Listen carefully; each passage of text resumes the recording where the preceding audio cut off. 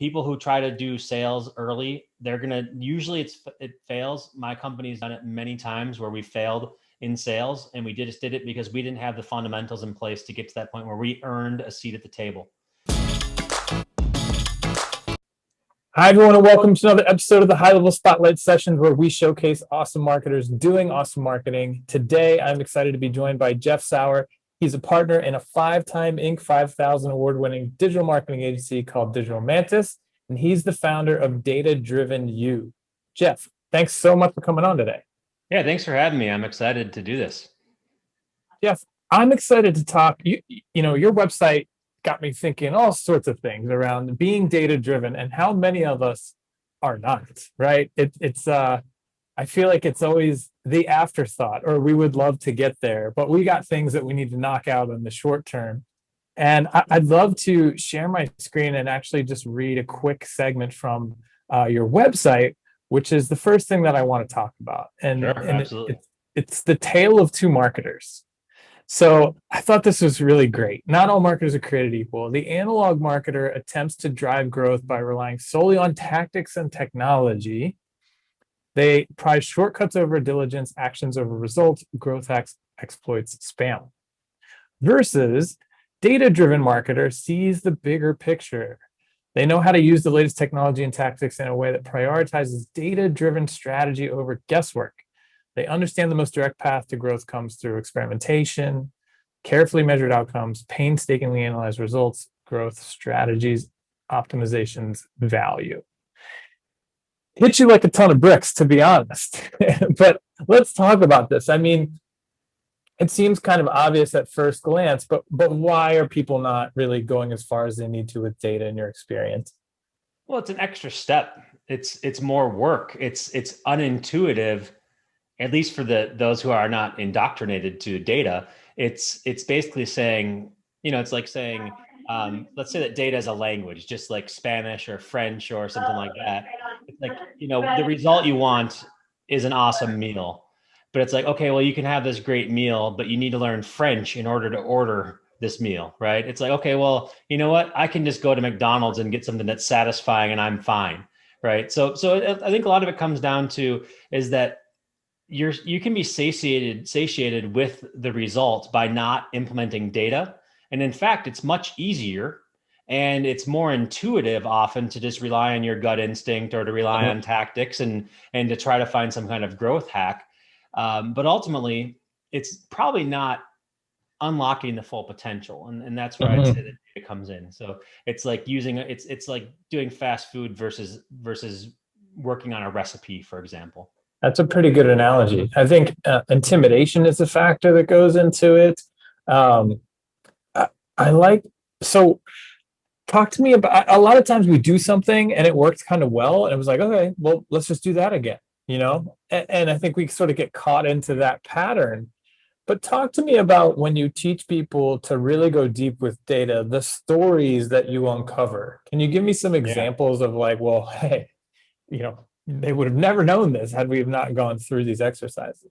Yeah. So it's funny to say this, but I truly am. I've become and trained myself to truly be data driven, but it's actually different than what you'd think. So data driven, first of all, is not even the right term, and I'm going to admit this in front of you and all the viewers that data driven is not what I am or what I recommend that you be. I actually recommend that you be data informed. Data driven means that you're driven entirely by data and you forego common sense and you look at statistics, you look at data, you look at whatever you see, and you may draw false conclusions and you sort of just put everything that you have, your entire engine, your entire reason for being behind a conclusion from the data. And generally speaking, if you go data driven, there's a classic story about how fighter pilots in the U.S. military, the Air Force, originally they were data driven with how you should design a cockpit in a fighter plane, and it was exactly for the average height male in the United States. So I think it was like for somebody who's 5 feet 9 inches tall, and the pedals were perfect for somebody who's 5 feet 9, 170 pounds, and it was perfect for that person. But then if somebody were shorter or taller than that, they wouldn't fit into the plane, and there was a lot of crashes. And so the data indicates that you're basically just going off the average height and weight of somebody, and you're going to get most people. but it turns out that nobody is actually 5'9", 180 pounds, right? Hmm. That's very rare that somebody would be at that size. And maybe I'm getting the weight and measures wrong. But the point is that if you design for the average, you actually reach nobody whatsoever. And so being data driven is basically, it's sort of being blind actually to the fact that you need to use common sense. Now, data informed is basically saying, I will accept this data if it makes sense and if it supports or helps with the narrative. But also, if the data is telling me that something's not working, then I will use that as an informed part of my decision. And so, for example, it might be this: like right now, my company is doing some funnel marketing, and data driven would mean that you get one person who doesn't use your funnel how you want it to, and then you say we throw away the whole thing. Throw away the funnel. This doesn't work. The one person didn't want it, or 10 people, or 100 people. But you're not really thinking about statistical significance or anything. You're just basically saying, hey, you know what? I have 100, and I know that, and I thought we'd get a sale by now. Let's throw it away. That's not, that may be data driven. That may be just, analog, whatever you want to call it. But that's one way of looking at it. Now, if you say, okay, well, you know what? I have the data there, but I think that if I let this thing run 100 more times or 200 more times, then it might start to, the averages might start to come together, and I might actually end up getting the results I'm looking for. That is where you're saying, oh, I'm going to be informed by the data, but I'm also going to hold strong on what the brand stands for. I'm also going to hold strong overall on what we're trying to achieve, because not everything happens overnight. When you think about it, like most research and development projects, most things that are new are not successful right away, even though we think they are. Amazon, they have this whole thing of like day zero, like every day is day zero for them. I don't know if you've seen that letter from Jeff Bezos. It's like day zero is today, day one is stasis. And that means that you're basically too comfortable. And so every day you need to start over on day zero and start over again. Otherwise, you get to be too comfortable. And I think that's how it is with data, right? If you can't rethink your what you're seeing, and you can't rethink about how to make this better, then it might be counterproductive altogether. So I'm not sure if I explain that fully, but that's sort of how I think overall on data driven. It's overwhelming, but if you inform your decisions, you'll make better ones.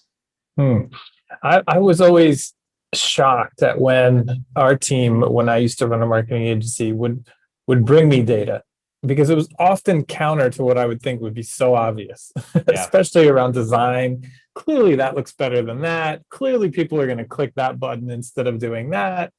And you'd get the data back, and you're like, wow, man, that design that I thought was just terrible is converting 3 times the rate that the one that I thought was great. And if you didn't do it, think of the money that you're leaving on the table.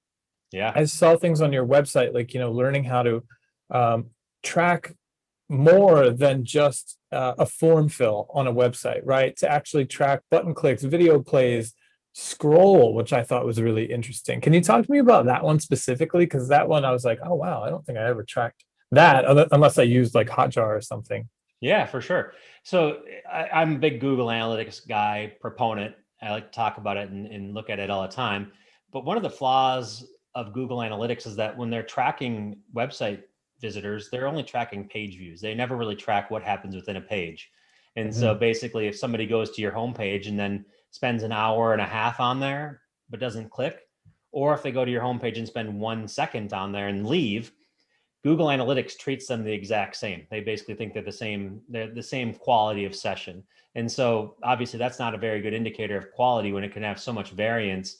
That one of the things we like to do is let's call it flavor enhancers, to stick with the analogy before, is I like to track if they scrolled. So if somebody scrolled all the way to the bottom of the page, that's a sign of a more successful session or visit than somebody who doesn't get anywhere, right? And so yeah, you can train Google Analytics to do scroll tracking to see how far they make it on your page, and that affects all your key metrics. It affects things like your bounce rate, which maybe you've seen that in the data. It affects things like the time on page calculation and all kinds of other stuff. And so yeah, it's sort of this thing where you think Google Analytics is a black box, or you think that you put some code on your site and it's perfect.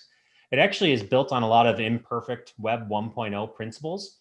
And so stuff like scroll tracking just gets you up to speed with what people are measuring today.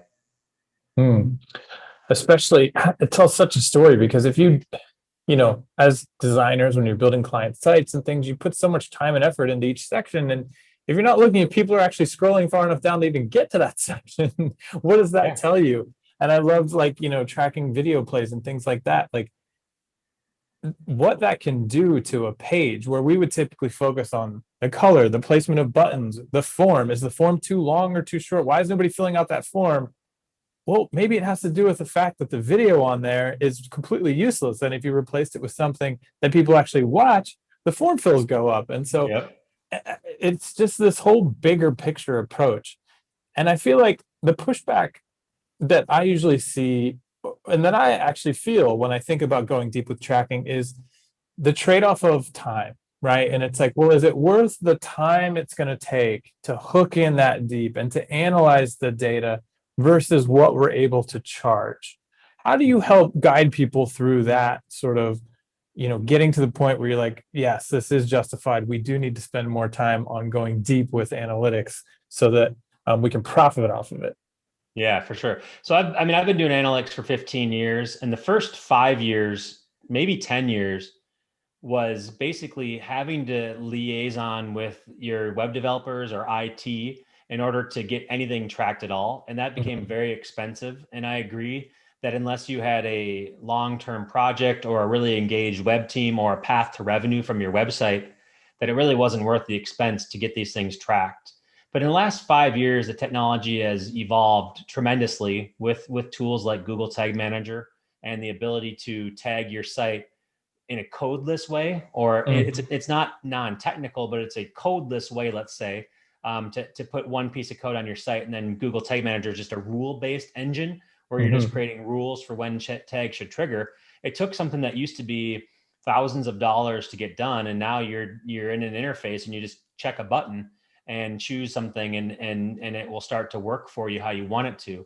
And Mhm. even further than that, I think the education spectrum has gotten to be so much more advanced as well, where there's providers like myself who actually just give you my work. And so I also have my marketing agency, and I would charge thousands and tens of thousands of dollars to implement these things, and people would gladly pay it if they saw the path to revenue. But with a data driven business, I'm more focused on taking these $10,000 techniques and making them a lot more accessible, where you can just install my Google Tag Manager container that I use for scroll tracking, that I use for all these items. You can just buy it for a much lower price, install it on your site, and get the same effect. And so I think It is scalable. That's a sort of a noob question I was going to ask is, can you transfer our tag manager formulas or whatever clonable? And it seems like, yes, I could just take something you've already built, plug it in. I mean, I'm assuming I have to swap an ID or something like that. yeah. So we have these done for you containers, and you can actually just you can hit import, or I export it from mine. You can hit import, and then I have a bunch of things like star star star. Make sure you replace this variable. And so Mm. at its lightest implementation, and the way that I do it is that you're swapping out tracking IDs, and you can get the effect. That's what we call it done for you. It's like you have to do a little bit of thinking, and then I have a video that explains here's the things you need to change out, but it Mhm. is really that simple with the sharing of containers to do that. Mm. So let's talk about your Smash model. And so I think if I'm listening to this, I'm like, well, that sounds really appealing. I'd love to have that container and be able to just drop it in. And now all of a sudden I'm doing more robust tracking. But obviously it's not as simple as that, right? You need to teach people how to understand the big picture and interpret it, right? So that they Yeah. can then leverage it. Because if you do get to that point, well, what a competitive advantage over your competitors when you're going and saying, yeah, of course we do lead generation, and of course we do lead nurture automation and all that kind of great stuff, but we can also tell you about the what's actually happening, and we can help you create journeys and stories and things that are going to convert. And I feel like that's something you can't just copy from you and paste on a website, right? So Yeah. talk to me about what you teach and the smash method. Yeah, absolutely. So over the years, we've evolved what we do at Data Driven to be more focused on service providers. And so while I've trained over 50,000 people in marketing, digital marketing, uh, Wow, that's a the big ones, number.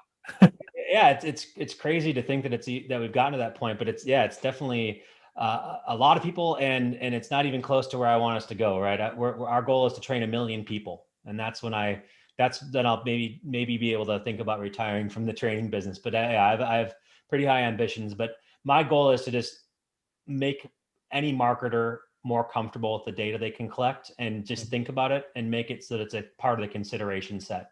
And so, but my heart is definitely with service providers. And I've talked to so many service providers. I have my own, I've actually had several professional service businesses teaching this or doing this stuff, really implementing it. And I think we all have different paths, and I actually have made it a mission to make data driven aligned with the journey of a marketer, of a journey, a journey of a professional service provider, mostly in marketing, but it works for anything. Okay. And Okay. so I did prepare this little slides. It's not going to be, I'll go through it relatively quickly to get to the SMASH model, but it's basically how do you go from one entrepreneur to a thriving service provider. Okay. Mm-hmm. And I trust me, I was a entrepreneur for quite some time. And eventually I started to put my money where my mouth was and figured it out. Okay. So what are the steps and in what order do you turn your skills into a thriving agency business or a service provider business? And actually, I'm going to put my email address at the end, and you can just email me to get this model that I'm going to share with you. Now, I've been in this business for 15 plus years and coaching agencies for 5 years, the last 5 years. And when I was getting started, every piece of advice that I got was you need to scale and you need sales and scale, right? That was it. And actually, I don't think that that's bad advice. But the problem is that it's bad advice for beginners or for people who haven't found traction yet. And so it's sort of the last step, not the first step. And I think people who step into it thinking, how do I scale this thing? They're doing it the wrong way. And even as we're talking, like I don't like scaling tracking is something that you need to actually understand what you're doing first, and then I'll make your life easier, right?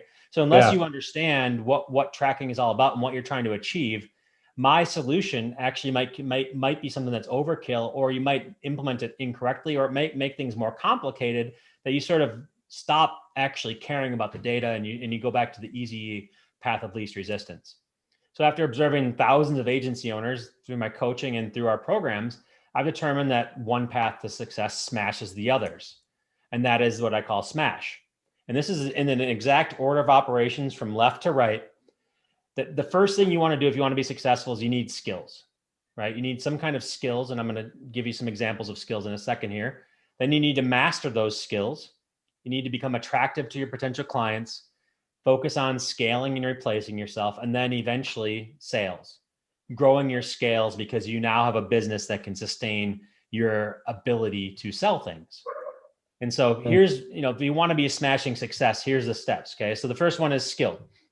Now, I even went as far as to say what your revenue target would be just if you have skills. And basically, you know enough to be dangerous while delivering solutions for your employer or your local gig clients, or even doing something on Upwork or Fiverr and so on. Basically, you know enough to be dangerous, you're doing pretty well, and you've turned your skills into something that gets you paid pretty well.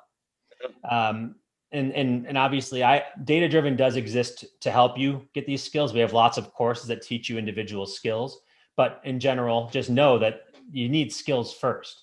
Now, you might say, okay, Jeff, I know a lot of successful agency owners who don't have any skills, who don't know what's going on. They don't really know anything, and they just have really good relationships and people skills. Sure, you could get to that point if you're already successful. That's one thing. But in general, most of us start here. We start by being practitioners. We start with having some kind of tangible skill. Yeah, absolutely. Yeah. And so it's, if you don't have any skills at all, and maybe if somebody just has relationships, well, that's the skill they have, is building relationships, right? Exactly. That's cool, right? That's a skill. Just doesn't have to be a hard skill. It could be a soft skill as well. Masterful, to the point where you're at the top 5% of what you do. If you get to the top 5% of pretty much any skill that's out there, any professional skill, you can make somewhere between 60 and 120K a year, have a really paid job, be a manager, director, maybe even a VP at your company, and you can go pretty far, right? That's awesome. And in fact, most people who are going through my programs are at this level. They're masterful. And the ones who stick with me through our other programs, they say, okay, well, what's next? What's the next thing for me?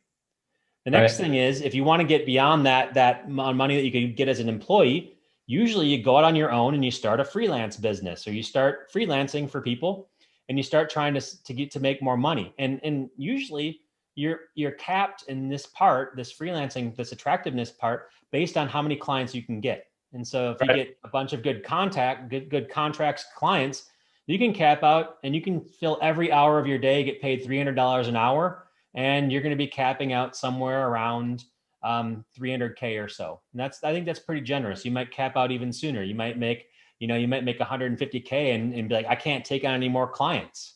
Right. The only option then is to raise your rates or to hire somebody underneath you to do the majority of the grunt work so you can go and scale in that way, right? And so this one's an important one, and that is that the attractiveness of your business ultimately comes down to how many people are lined up waiting to work with you. Now, Right. And at attractiveness this comes point, you're trading people in and out, right? I only have so many slots, and you're better than my worst, so I'll kick out the worst, take the better, and that's where you can go. Yeah, exactly. Absolutely. So you can, just by being a master, you can make good money, but you can make great money for an individual by having people lined up. And then, yeah, like you said, take your worst client, the one who isn't paying you what you're worth or who gives you the most headaches.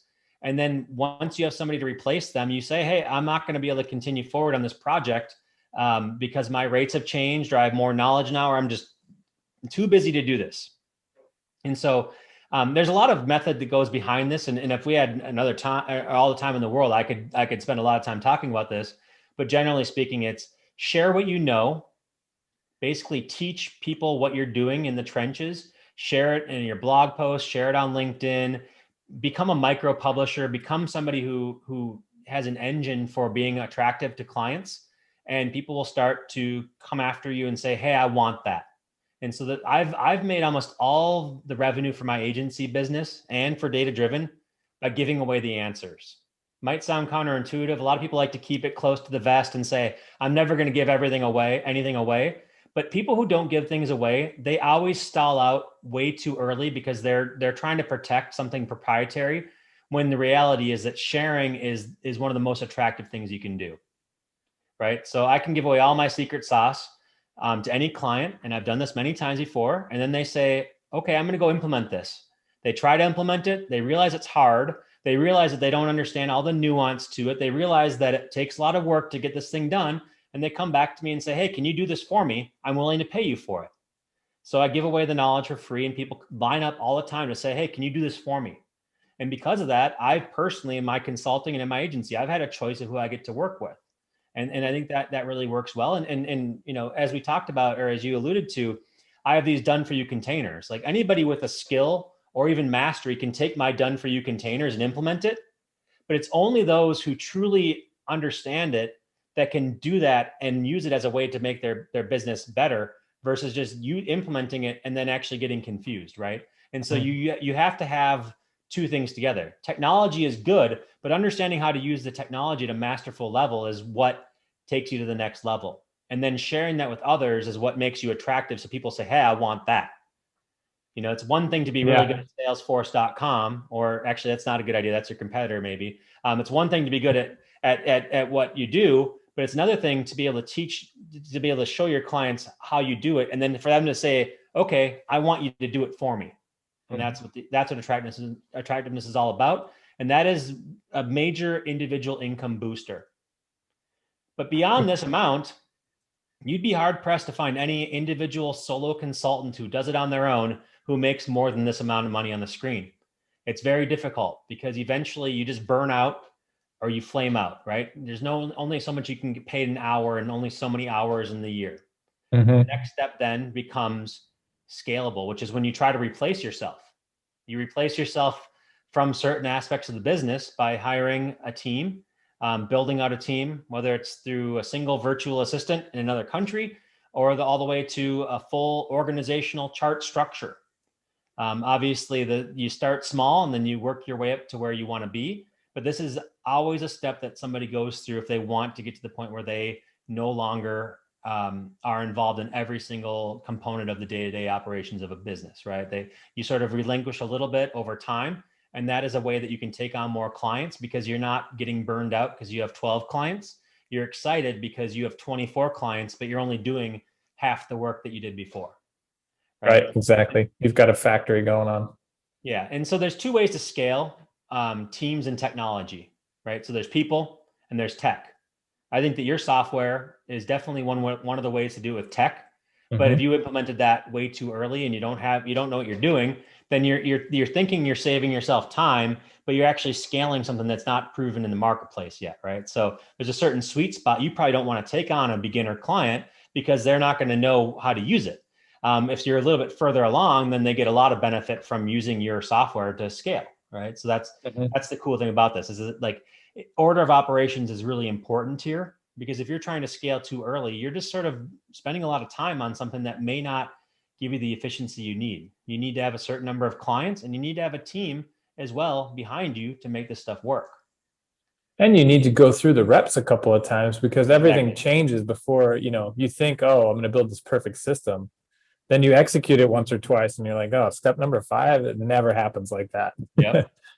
Yeah, and the one thing, another thing I'll say is that, and my agency has barked up this tree trying to build something not too dissimilar from one feature in your software suite, right? So in what you do, and this is years ago, and we lost a lot of money just trying to build something that wasn't our core competency, right? And Mm-hmm. so people are obsessed with scalability or trying to like treat a service business like a software company, and I will tell you that that's usually a way to just burn a lot of money. It's basically the equivalent of lighting money on fire. You might as well just take your paycheck from your client or your client check and just get it into ones and then just throw it in a gas and a garbage can and put some lighter fluid on it versus try to build software, unless you're going to be a software company.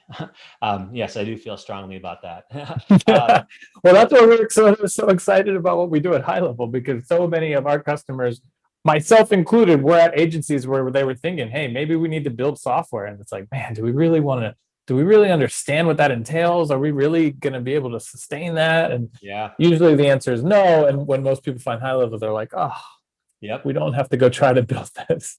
I couldn't agree more. I mean, this whole spotlight session came from doing a demo of the software, and I was like, this is exactly what I needed when I was in the thick of my agency, and Mm-hmm. I definitely could have used this, um, and I was like, awesome. Can I I'd love to talk about it. I've shared it in my newsletter, and I'd love to do some marketing stuff with you guys too, because it is it's trust me when I say that it's worthwhile to make an investment in a software package versus build your own software. It's just a different business model than what it takes to be a successful agency. Absolutely. And that's why we're really so excited about SaaS mode and making it even easier for people to pivot to a hybrid model of SaaS and services. Yep. But not to get off track, we still got another letter here. Yes, yes. So you have the H. And so heavy hitter. This is where you do the stuff that everybody tells you to do. This is where you can heed the advice that you hear at the beginning. You need to scale, you need to do sales. Sales are very important to an agency, but generally speaking, until you get to a certain revenue level and a certain level of sophistication, hiring a salesperson is a recipe for disaster. Salesperson usually doesn't have something to sell. They don't have a lot of case studies to go on. They are cold calling for dollars, trying to find something that may or may not be successful, may or may not be the right type of business to go after. And so the other thing is, a salesperson usually wants 10% of a sale. And so if you want a salesperson who's worthwhile and you want them to get paid what they're worth, you need closer to millions of dollars. Otherwise, they're not going to get paid very well, right? So it's one Mhm. of those things where if you just do the math on it, you need $1 million business for a salesperson to make 100 grand. And Man, that's so true. I mean, honestly, I think back where we had several failed attempts to bring in an awesome sales guy. And every time it was like, man, that really didn't work out the way we thought. And I would always be sitting there like, because we set them up to fail. yeah, We didn't have ironclad packages for them to sell. Or exactly. when they did make a sale, the process of handing it to the execution team was flawed. And, Yep. all these things where it was like we just weren't ready to crank up a sales team. And that was our problem, not the sales guys. Yeah, exactly. I mean, salespeople are trained to get on the phone or to get on to talk to people. They're trained to follow a process. They're trained to build relationships. They're not trained for you to know. They're not trained. They assume that you know what your product is. They assume that you know what your services are. They assume that you can deliver it, and that when that if they have to lower the price or negotiate, that you can still make it all work. They assume that when they hand it to you, you can do it. Now, it doesn't mean that. I mean, even when you're at this point, the sales handoff to operations is a whole nother story. I don't want to get into that because I don't want to start swearing on this family program. But yeah, for sure. I mean, I think that again, the order operations really does matter here. People who try to do sales early, they're gonna usually it fails. My company's done it many times where we failed in sales, and we just did it because we didn't have the fundamentals in place to get to that point where we earned a seat at the table. Salespeople, they work on bigger deals. These deals take a long time to percolate, to get to work. These deals can make or break your year. They can make or break that person's bonus. Those are all good things. But to expect that they're going to be able to just churn it out right away and be the one that's a sole breadwinner for your business, it's probably not going to happen. What they can do, though, is they can take your business from $1 million to $2 million way faster than you took to grind out that first million. Totally. Yeah, and so that's Assuming actually, assuming you got everything lined up for them, but that's why you're at 1 million, because you have, right? And I think, yeah, I mean, that's definitely true. Thinking back on personal experience, yeah, it's about when you get to 80,000 a month, where you feel like, all right, we've got a system that's running now, that you can then bring in sales and crank it up. yep, yeah. And I would say that these numbers, the thing that people can pick apart about this, you can pick apart anything you want to, but the numbers, you could say, well, I did this at 500K, or that's cool. Sure. I have to generalize. I mean, that's what you have to do. You have to say, this is the range. It could be different in another country. It could be different if you have, if you can find a labor source that's less expensive in the United States. But I'm basically saying for a US based, physical location based agency, these are numbers I would stand by, and they are backed by many conversations and my own personal experience and those of others. I would agree. I think they're pretty spot on from my personal experience and all the agencies I've spoken with at my time at HighLevel. I think that's pretty much dead on. It's right when you start rounding that $1 million a year where you're actually in a position where you have some scalable structure. Yeah. And then it just becomes, okay, find somebody who can give you the playbook to go from 1 to 2 in half the time or less that it took you to go from 0 to 1 million. 100%. And the cool thing is that, I talked to a lot of people who are like, well, I don't want to be $1 million business. Good. Now you at least know what it's going to take, right? I think that knowledge is power, and not everybody has to be in that business. You can just stick at the A. I would recommend getting to A, because that's really where the optimal, the less stress and the most revenue can come in. And in fact, you might be way more profitable at the A phase than you ever will at the H phase, right? Because you have more mouths to feed and you have more team. But I will say that this is the model for growing if you want to grow. Mm-hmm. Let me ask you something. This is one of my favorite questions, and only because you brought it up. Do you have those conversations? I feel like that's the one piece everybody skips, and it's like, what is your big goal? At what number do you want to stop? And I feel like most people are like, what do you mean? Why would I stop? I'm just going to keep going for more and more and more until I get to 1 billion or something. And I feel like if most people spent the time to actually think about what is the end game, Yeah. it puts things into perspective and actually makes a lot of the moves more easy to make. Yeah. So since you asked this, I have a spreadsheet I call it the moonshot calculator. And it's basically the next 5 years of revenue and what it would look like. And it sort of shows you what your finances will look like if you grow at different rates. And it helps you understand that. It tells you roughly what your company's worth even. And it sort of just goes through that motion. So you can play out the next 5 years if you go crazy growth mode, if you go conservative growth mode, and so on and so forth. Oh, cool. Yeah. And actually, so I went through the EOS system with my agency, Entrepreneurs Operating System. And that was one of the things they had us do, was to give a number. And so I sat with my fellow business owners, my agency That's owners. the Rocket Fuel book, guys? Yeah. So Traction by Gino Wickman is one of the books. And then I think Rocket Fuel is based on EOS. And then I did, like, our implementer wrote a book with Gino called Get a Grip or something like that. So there's like in the Traction EOS ecosystem, there's like 10, 20 books or whatever. So while we were working with the EOS coach, he basically said, "What's your number?" And we all went around in a circle and said what our number was, and that really made it so that we knew what the end was for our business. And I've personally done that for everything. And so I actually do that. I don't want to tell you my number, but I think that I can. When I coach, I do teach people how to come up with their number. Some of the times it's based on projections. Other times it's based on just trying to understand what your lifestyle would be like at that time. And so it's a little bit nuanced. I think does involve some dialogue, but I think that is, you're right. It's one of the biggest problems people have, and one of the biggest sources of dissatisfaction as a business owner or a service provider is that you don't really know what you're working for, and you always think that more is better. Generally speaking, more is not the solution in any case, other than just, I mean, more can mean more revenue, more money, more income, but it also can mean more problems. And so that usually more is not the answer. I think it's more clarity that people are looking for. Absolutely. Very cool. Well, Jeff, if people are listening, they like what they're hearing, they'd love to get a hold of that spreadsheet that you have, any of the other stuff that you're giving away, where should they head? Yeah, sure.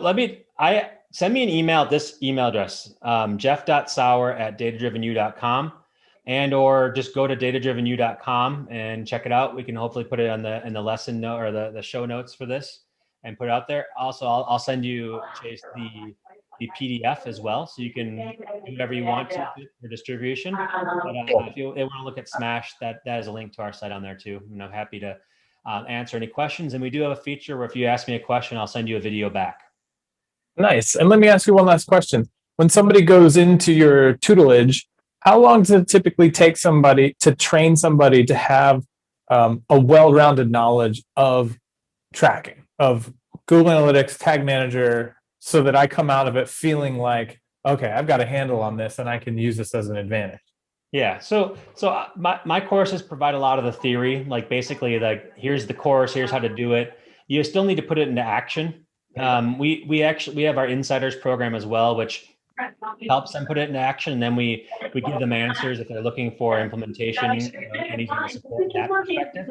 And so I'd say it takes probably 3 to 6 months to learn the fundamentals, or you can just do it in a weekend by watching the course. But then you need some implementation time. I would say it takes about 2 to 3 years to really start to feel like you have that mastery, or the 5% that we're talking about from a master perspective. So it can go pretty quickly, but you had said it earlier, and I agree with this 100%, is that the biggest thing I found for this is that you can find the right mentors or coaches or resources, and you can cut your time in half. So 2 to 3 years if you're just doing it casually. But if you really just say, "This is, I want to go on in this," I think that within a few months you can get pretty good, and then all you need then is some chances to implement, and then the sky's the limit from there. I couldn't agree more. And I would say that data masters, analytic masters are worth their weight in gold, right? It would be so easy. You could basically write your own ticket, right? You could show up at any agency and say, I'm an analytics master, and they'll say, when can you start? Because it's really hard to find people that, one, know how to implement tracking, two, know how to interpret it, three, can present it to a client.